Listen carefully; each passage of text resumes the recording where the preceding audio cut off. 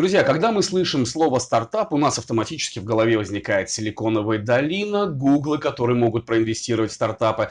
Но у нас в Таджикистане есть стартапы, которые действуют и довольно успешно. И сегодня одним из таких успехов с нами поделится человек, который создал потрясающий, как мне кажется, стартап. Илмхона он называется. Человек, который является его соучредителем, ну и, конечно же, директором. Это Фарух Умаров. Фарух, приветствую. Здравствуйте. Фарух, вы свой стартап также называете еще и акселератор навыков. Правильно. Что это значит? Поясните, пожалуйста. Акселератор навыков — это на самом деле перевод слова с английского skills accelerator. Есть разного рода акселераторы в мире, да. Есть акселератор, который вас обучает, как вести свой бизнес, как делать, как выйти за рубеж, на зарубежные рынки. Но именно слово акселератор — это то, что ускоряет твой процесс. Получается ускоритель навыков. То есть это место, где ты получаешь навыки в интенсивном формате за короткое время. Друзья, в эру цифровых технологий нам очень важно иметь высокоскоростной интернет для развития своего бизнеса и рекламного в частности. И с таким интернетом вам поможет компания Истера.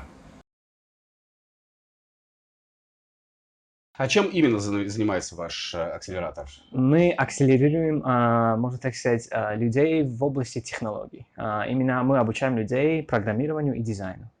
Программирование, дизайн.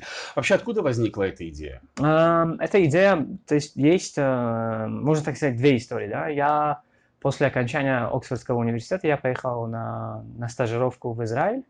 Я там работал в одной организации, миссия которого была связать внешние инвесторы, политики, академию с израильскими стартапами. И моей задачей была написать иммиграционную политику для израильского правительства Израиля о том, как страна может привлекать больше разработчиков и технарей в свою экономику. И тогда была такая нехватка порядка 13 тысяч людей, то есть 13 тысяч программистов и технарей не хватало в такой маленькой стране, как Израиль, где население такое же почти, как у Таджикистана. Потом я задумался, что если такого спроса у нас нету сейчас, но это неизбежно. И плюс, можно так сказать, мы увидели тут какую-то возможность, да, чтобы подготовить больше людей в этом направлении.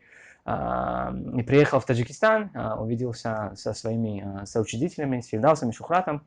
И мы начали эту организацию, чтобы вдохновлять и трансформировать молодое поколение в Республике Таджикистан в области технологий. А откуда вот эта вот цифра у Израиля была 13 тысяч? То есть откуда они точно знали, сколько им нужно необходимо программистов? То есть в таких продвинутых странах, как Израиль, они проводят исследования очень часто. То есть они разговаривают с топ-компаниями.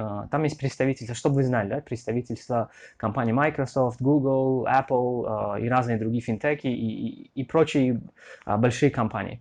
Но они там открывают в основном центры для изучения и исследования. То есть Research and Development, R&D центры говорят. Израиль это как хаб R&D центров для всяких компаний. И сама страна тоже входит, по-моему, в топ-10 стран с очень развитой стартап-экосистемой. И там же выпускали такие приложения, которые вы используете, например, Viber, да, и Waze и прочие другие стартапы. И когда сфера технологий развивается, и когда индустрия очень сильно развивается, там получается нехватка этих кадров, нехватка программистов, дизайнеров. Вот у них была такая цифра. У нас подобные исследования проводятся? Да, мы проводим исследования такие, мы общаемся с работодателями, с разными компаниями, в основном в сфере телеком или в сфере банков, да. И кроме этих исследований мы также получаем как минимум по одному или по два запроса в неделю о том, что в какой-то компании нужен программист или нужен дизайнер. То есть есть спрос, есть тоже данные. Фарух, вот смотрите, у нас, насколько я могу понять, экосистема стартапов, к сожалению, не очень развита в Таджикистане. Как вы думаете, с чем это связано?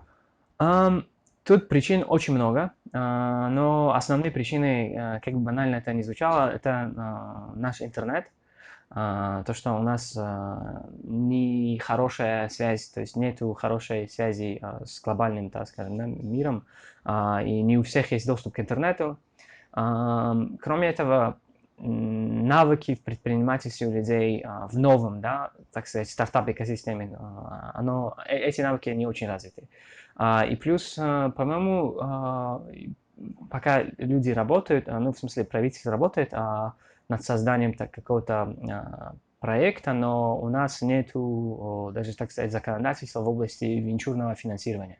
То есть венчурное финансирование – это одно из самых, да, таких важных элементов в стартап-экосистеме, когда у кого-то есть идея хорошая, и этот человек хочет свою идею реализовать, и нужны финансы. И обычно есть венчурные фонды, которые инвестируют в ваш проект, и вы развиваетесь. Да? Например, недавно Алиф получили финансирование, и другие там компании. Есть такое, есть навыки, сказали интернет, сказали, есть именно с точки зрения регулятора, да, основные пока моменты. Вот эти вот венчурные финансирования, оно у вас вот в Ilmkhona было получено здесь, или это какое-то финансирование извне? У нас финансирование другого рода. Получается, у нас не венчурное финансирование, мы получили, так сказать, финансирование от наших международных партнеров. Мы работаем над реализацией нескольких проектов. Партнеры как UNICEF, UNDP, и, скажем, USAID, да, и разного рода других международных организаций. Но кроме этого есть еще наша коммерческая организация, которая занимается разработкой, то есть веб-сайтов и приложений, и как IT-компания работаем. Но тут мы, как говорится, самофинансируемся. То есть пока... За счет проектов. Да, пока еще мы не получали венчурное финансирование. А есть предпосылки к тому, что все-таки вот эта экосистема стартапов, она у нас наладится, я имею в виду, и появятся венчурные капиталисты, да, если я правильно их называю, вот это венчурное финансирование уже именно внутри страны? Да. Как я знаю, сейчас, как я сказал, правительство работает над созданием какого-то документа, законодательства, чтобы регулировать этот вопрос. Но кроме этого, то, что сейчас появляется все больше компаний, которые поднимают деньги на венчурное, через венчурное инвестирование, это очень хороший знак и очень хороший шаг, потому что это как бы показывает, становится примером для подражания для других стартапов. То есть, если люди не знали о таких способах, то есть они сейчас будут знать, что есть вот такая форма инвестирования, то есть можно будет получить деньги в этом направлении. То есть наблюдается хороший прогресс, и я надеюсь, что в ближайшем будущем таких компаний, как в сфере финтеха и разные другие сферы, технологические сферы будет больше. Вот вы сегодня еще сказали о том, что Ilmkhona это не только стартап, это еще и общественная организация. Что за проекты вы реализовываете, в какой области? Мы общественная организация, у нас миссия вдохновления и трансформирования молодого поколения в области технологий. То есть мы смотрим, как сказать, мы думаем, что в Таджикистане основной ресурс – это человеческий капитал. То есть других ресурсов, к сожалению, у нас не очень много, да, так сказать. И хотим наращивать этот потенциал внутри страны путем подготовки кадров в сфере IT.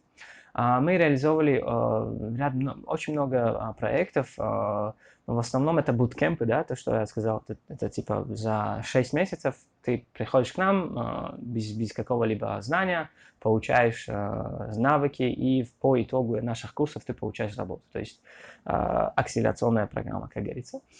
Плюс еще мы организовывали летние лагеря для подростков в сфере IT. То есть первый летний лагерь для школьников было. И кроме этого мы организовываем очень много мероприятий, такие как Startup Weekend и прочего рода хакатоны, да, чтобы поддержать инновационную экосистему, стартап-экосистему нашей страны.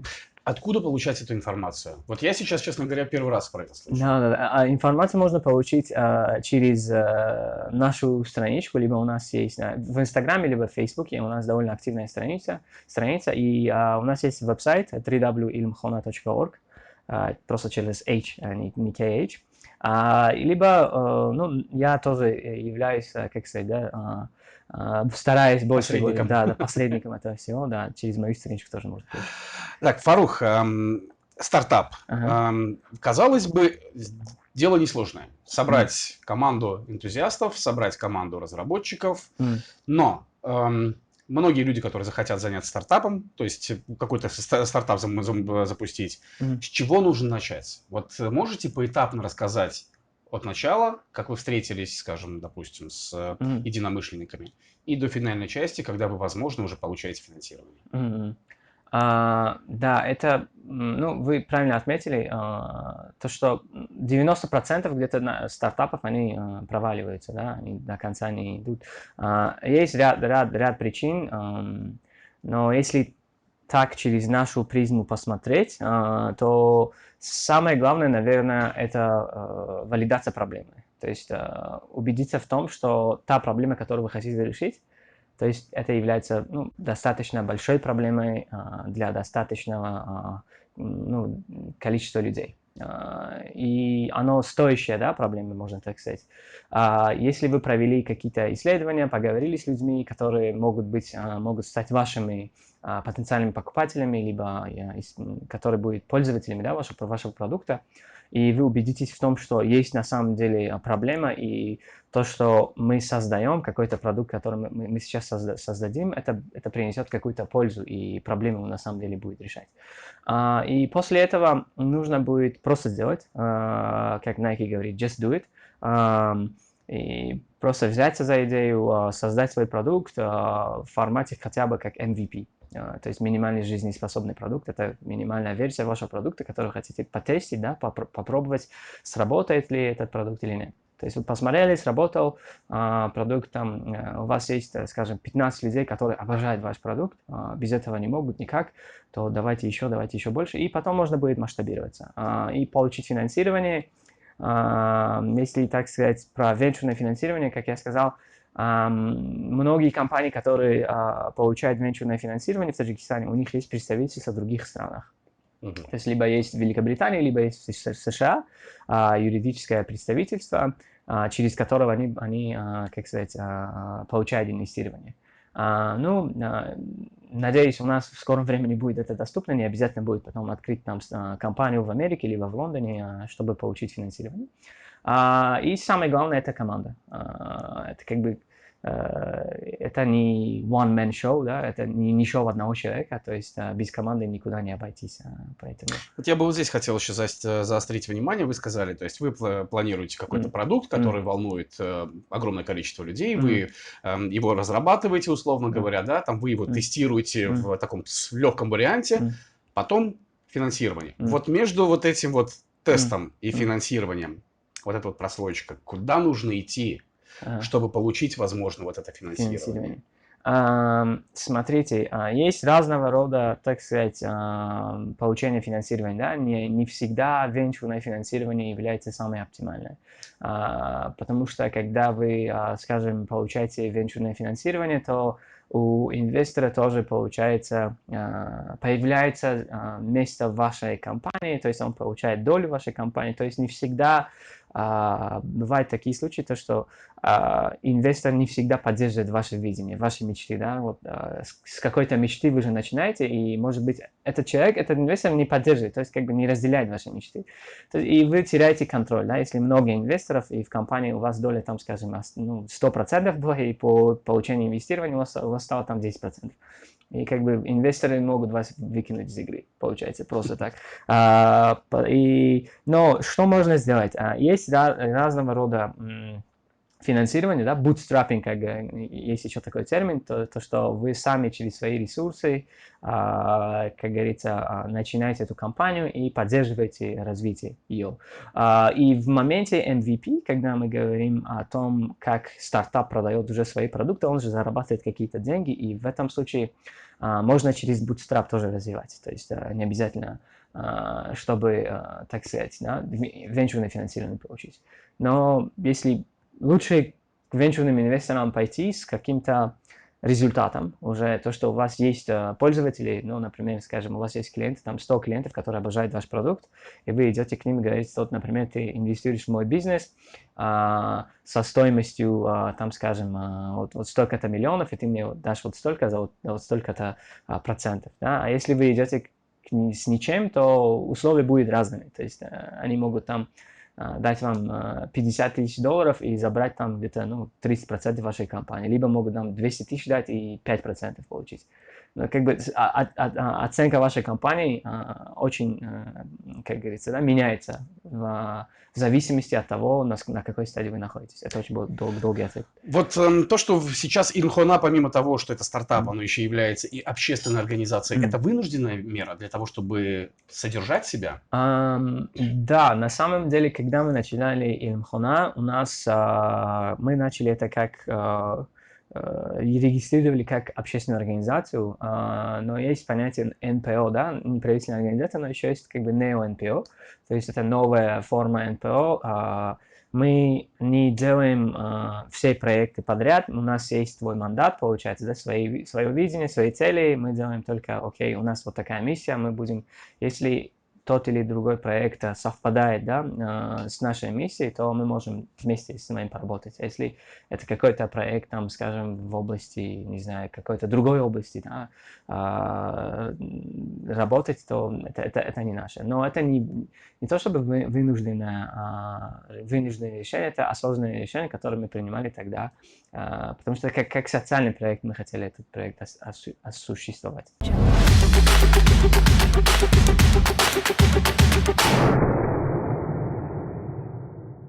Фарух, вот смотрите, собралась группа энтузиастов, которые хотят запустить какой-то стартап. Им нужна помощь, наверняка. Куда они могут обратиться? Очень хороший вопрос. Мне тоже очень много пишут об этом. Встречаюсь с ребятами, когда люди мне задают такие вопросы. Можно обратиться в разные акселерационные программы, которые у нас есть в Таджикистане. Есть Accelerate Prosperity, есть Peak TJ, есть государственный бизнес-инкубатор, есть еще, по-моему, какой-то проект от GIZ, Startup.tj, по-моему, называется, это то, что я знаю. Можно будет их программу пройти, и по итогам этой программы будет демонстрационный день, где люди показывают свои продукты, свои стартапы и могут привлечь какое-то финансирование. Это не всегда венчурное финансирование, могут какие-то грантовые средства, либо какие-то еще другие средства получить. А если, скажем, у вас продукт с целью на масштабирование на рынок Центральной Азии или как минимум СНГ, то вы можете уже выбраться за пределами Таджикистана, уже напрямую подать в акселерационные программы Казахстана или России, или еще где-то еще. А если глобально говорить, то мечта любого стартапа, любого предпринимателя – это попасть в компанию Y Combinator. YC – это в Сан-Франциско, в Силиконовой долине, да, как говорится.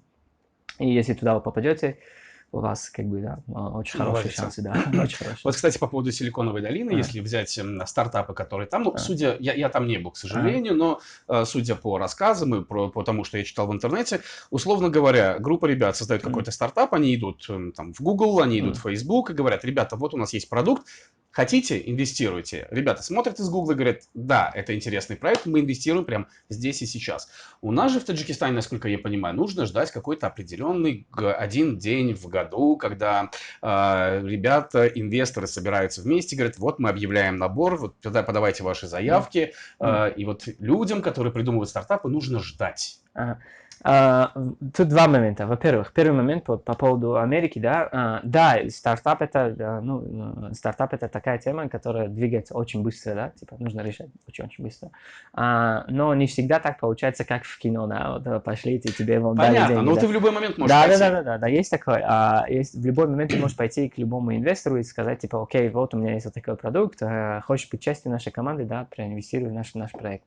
В Таджикистане люди, это как бы официальные, да, как сказать, формальные механизмы, которые есть. Я про вот эти рассказал, какие-то акселерационные программы. А неформально ты можешь просто с каким-то бизнесменом, да, состоявшимся там человеком поговорить, презентовать свой проект и объяснить то, что окей, вот через вот столько лет или, не знаю, через вот какое-то время этот проект нам принесет вот только столько пользы. И как бы, если вы договоритесь, то можно будет, да, также начинать этот продукт. Но еще есть такой момент, что, по-моему, в Центральной Азии есть ассоциация венчурных инвесторов, что ли, куда вы можете прям подать свой проект, то есть отправить свою презентацию, и там такой пул, да, инвесторов сидят, и они будут рассматривать ваш продукт. Это как бы круг инвесторов в одном месте собрались, чтобы поддержать какие-то И это проекты. можно сделать в любое время. Да, в любое время. Хорошо. Да, Фарух, вот смотрите, учитывая ваш опыт, Ага. да, это и Оксфорд, это работа во Всемирном банке, работа в Израиле, то есть очень много где и когда вы были, работали и показывали себя. Но наверняка вот при всем вот этом были и провалы. Ага. Есть какой-то самый яркий провал, который стал для вас, может быть, самым опытным, да? То есть вы так провалились, сказали, вот классно, что я вот здесь провалился, но теперь для меня это хороший опыт. Ага. Ну, это на самом деле есть такое, очень много провалов. Человек, как говорится, проверяется через провалы, да. И я просто вспомнил про случай в школе. Это не было провалом в профессиональной, да, жизни, да, так сказать, пока что. Но когда я учился еще в 10 классе, меня тогда выгнали из школы. Это был на самом деле провал. И тогда, вот как вы говорите, вот значит, я как бы, да, приобрел свой урок, все. Я больше не буду так. Типа, и после этого моя жизнь, траектория жизни полностью как бы поменялась. А в профессиональной сфере никогда провалы? Провалы есть, но они мелкие такие провалы, но, как сказать, это не всегда провалы, это какие-то не реализованные возможности. То есть пропускали очень много возможностей. С чем это обычно связано? С тем, что иногда вот со временем ты просто не успеваешь, либо просто ты не видишь ценность этой возможности. И ты типа, окей, это не совсем важная тема, и потом осознаешь, что ты пропустил очень ценное в этой жизни, в смысле, чтобы реализовать этот свой проект. По-моему, как-то так. Ваш стартап, который сейчас работает, и работает достаточно успешно, к чему вы идете? Вот понятно, что есть миссия, но вот какая-то миссия это, как правило, мечта, да, чего бы вы хотели достичь. Но вот если брать какие-то реальные цели, вот к чему вы идете, скажем, через 5 лет, что будет симплона, как вы ее видите? Спасибо за этот вопрос, потому что мне нравится помечтать. Поэтому, в общем, но если к действиям, так, миссия, да, мы про миссию сказали, но нашей именно целью, нашим видением, да, можно так сказать, является это становление, то есть стать каким-то институтом, который будет готовить первоклассных специалистов и крутых продуктов. То есть это то место, скажем, если просто представить, это то место, которое готовит людей и продуктов. То есть потому что, чтобы готовить продуктов, нам сначала нужны люди. Потому что, если хотим какой-то свой стартап запустить, нам нужны программисты, а программистов у нас не хватает. Поэтому всю вот эту цепочку надо будет нам налаживать. В общем, институт, который выпускает крутых специалистов и крутых Институт продуктов. имеется в виду как учебное заведение? Или институт как... Да, как институт. Не обязательно как университет, либо какое-то физическое здание в классическом понимании этого слова. Но какое-то место, которое готовит, типа, если вот крутых продуктов. Есть к этому предпосылки? Вы к этому идете? Да, идем, потихоньку идем. У нас сейчас работаем над первой частью, да, то, что готовить первоклассных специалистов. Вот сейчас дотачиваем свою программу, работаем над тем, чтобы наши выпускники уже получали хорошие возможности для трудоустройства. Уже где-то более 50 наших выпускников получили возможность трудоустройства в разных компаниях нашей страны. И также работаем над созданием своих внутренних продуктов. Что нужно, чтобы эта идея полностью заработала в полную силу? Хорошо, не так. Сколько нужно для того, чтобы эта идея заработала в полную силу? На самом деле это не от финансовых ресурсов исключительно зависит, да, но самое главное это желание, это самое главное работать, сильное желание, сильная команда, без команды никак не получится, и как бы как говорится, don't give up, да, просто продолжать, не отставать, просто дальше работать. Эта команда есть сейчас? Есть команда, да. Команда мечты. Да. Назовем Команда это. мечты, да, есть. Так, Фарух, смотрите, многие молодые люди, парни, девчонки, которые уезжают на обучение в западные страны, они, как правило, пытаются всеми силами остаться там. Либо, когда они возвращаются, всеми силами они пытаются потом обратно уехать, потому что они увидели хорошую, интересную жизнь. С вами почему-то не так. То есть вы планируете развивать страну, или все-таки есть в планах когда-то все-таки уехать и работать, может быть, в той же самой Силиконовой долине? Это очень хороший вопрос. В долгосрочной перспективе я вижу себя в Таджикистане исключительно. Почему я вернулся, да, если можно вопрос так задать? Да, у меня были возможности остаться после обучения в Англии, либо, как вот вы говорите, я работаю со Всемирным банком, можно было остаться там, в Америке. Но почему я вернулся, это основная причина заключается в том, что то влияние, которое я могу внести здесь, это намного больше, чем я мог бы сделать, скажем, в Англии, либо в Америке. Если бы, скажем, да, грубо говоря, если бы я создал такую организацию в Америке, либо в Англии, то от этого пользы было намного меньше. Миру пользы было намного меньше народу. Да? А тут есть такой, как говорится, такая возможность, и от этого много пользы люди получают. И поэтому я как бы считаю, что сделал правильный выбор, потому что есть тут очень много возможностей как бы помогать людям и, в общем, оказать свое влияние.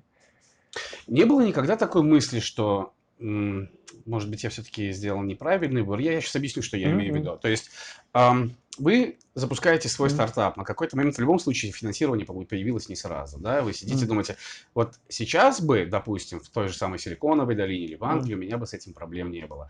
Вы ходите, мучаетесь, думаете, а правильно я сделал выбор? Посещали такие мысли? Конечно.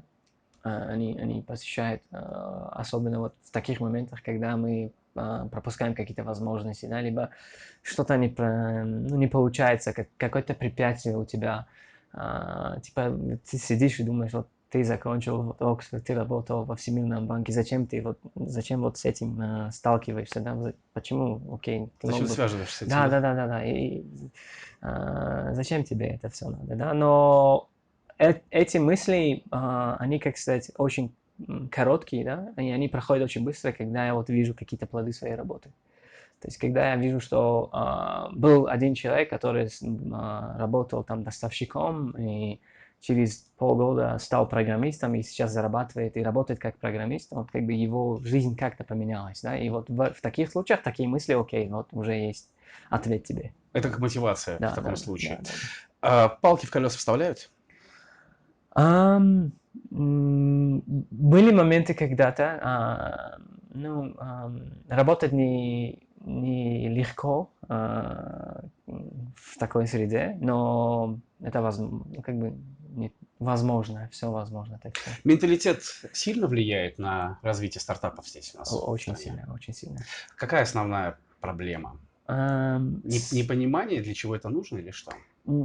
Непонимание, и плюс еще, смотрите, есть непонимание, не то чтобы люди не видят возможностей, да, вот, например, когда ты живешь и ты родился, вырос в Таджикистане, все, о чем ты думаешь, это, окей, я закончу школу, я максимум там, не знаю, в универ пойду, если не получится, я поеду в Россию на заработки, как поехали в Россию, там, скажем, мои двоюродные братья, либо как поехал туда мой отец. Они не видят то, что, окей, есть вот такие компании, да, есть такие люди, которые делают такие огромные, великие дела, и можно стать как вот они. Тут есть вот этой части, да, менталитет, они не способны думать больше, да, не способны думать шире.